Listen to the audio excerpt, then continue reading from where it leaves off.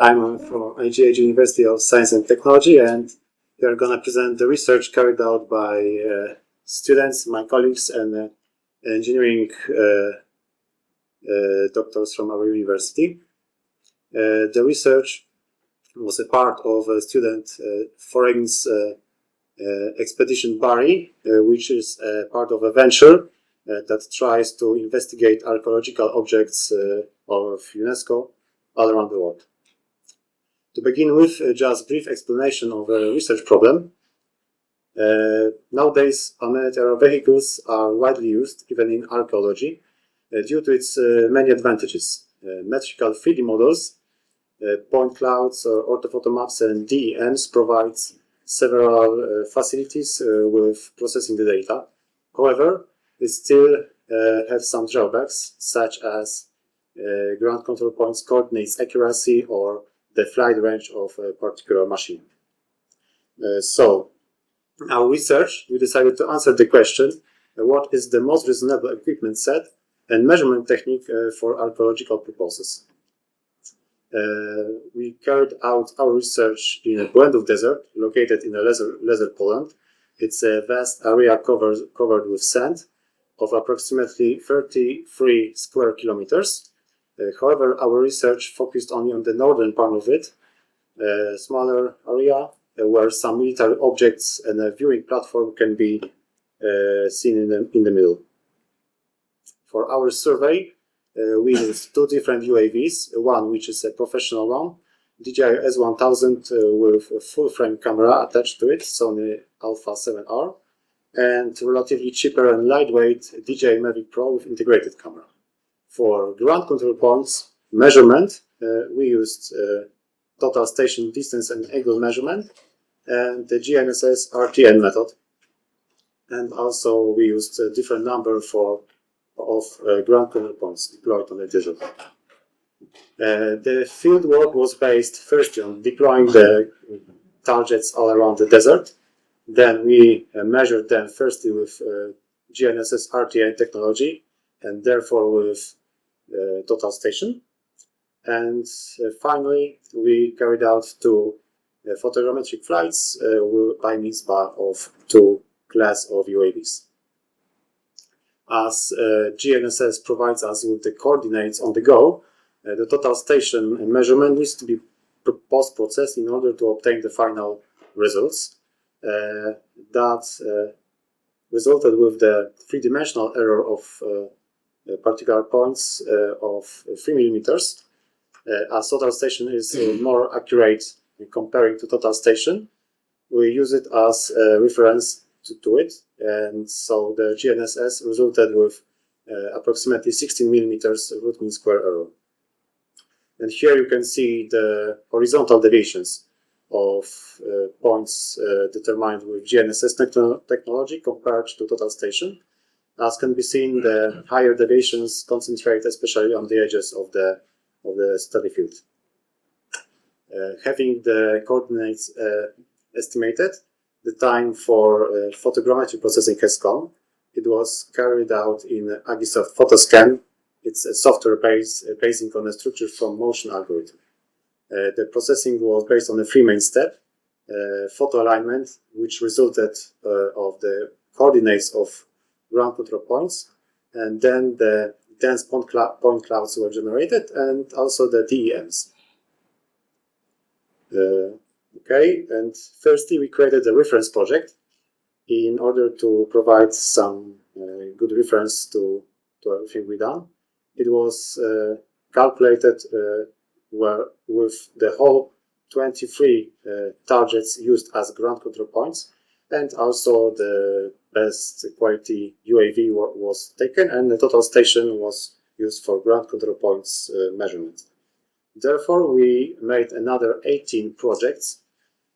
First 6 of them were done in order to determine the influence of type of unmanned aerial vehicles and the number of ground control points used for calculation.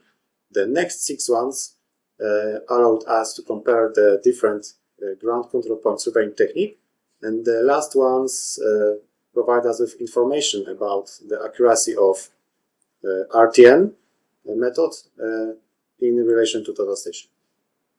Here are the configurations of ground control points we used for each project. And for accuracy assessment, we decided to use root mean square error on ground control points and on checkpoints as well. Okay, so here are the results. You can see the root mean square errors for all calculated combinations. And here is one obvious conclusion that the accuracy decreases with the number of ground control points. And moreover, application of precise total station is justified only when we also provide a good quality sensor with a professional UAV, and also the sufficient number of ground control points is provided, because when the number of ground control points goes down to 4, we can see that even the GNSS technology, which normally provides us with lower accuracy, results with higher precision, which is due to the arrow triangulation configuration, which is stiff and it fits better on only 4 points which are located on the edges of the field. And here you can see the vertical deviations related to reference project. It is done by means of the high quality UAV, DJI S1000, and 2 different surveying techniques are here. On the left, the total station survey, and on the right, the GNSS. And as total station gives us very low deviations compared to reference project, the GNSS gives us higher deviations, especially on the edges of the field, and also on the high objects which are located in the middle of the field. So here are the 12 ground control points taken into account. When we decrease the number of ground control points to 8, the tendency is still the same, but the errors are slightly higher. But here we use only 4 ground control points, and you can see that no matter what technique you use for ground control points measurement, the deviations are slightly the same. They concentrate in the middle of the field. Not only the ground control point surveying technique means, but also the type of augmented aerial vehicle. And here you can see the percentage mean error increased with DJI Mavic Pro in comparison to DJI S1000. You can see that on control points the error is up to 10 times higher on the Mavic Pro, and there's also a huge difference between control points and the checkpoints, and there's different decreases when we use GNSS instead of total station measurement. And there are the vertical deviations in dependence of UAV used, and here is the total station measurement, so the coordinates are assessed with proper accuracy, and we can see that Mavic Pro provides us with low accuracy, especially on the edges of our field and also on high objects. So the situation is slightly similar with the GNSS method for ground control point survey.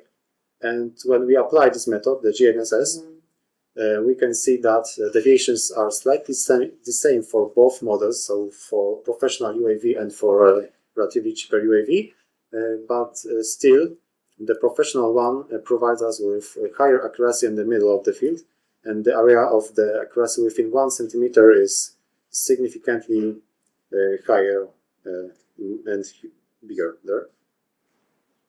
And some horizontal results. Also DJI Mavic Pro results with higher deviations, and also the deviations rises with decreasing the number of ground control points. And finally, some final conclusions. In order to obtain the highest accuracy, both professional UAV and the total station ground control points measurement technique should be applied. And application of GNSS RTM technique and the low quality camera decreases especially vertical accuracy of high objects.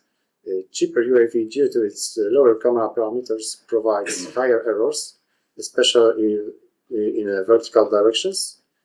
Accuracy increases with a number of ground control points, which is obvious, and application of total station is justified only when a professional UAV set is in use. So thank you for attention. I'll be happy to answer your questions.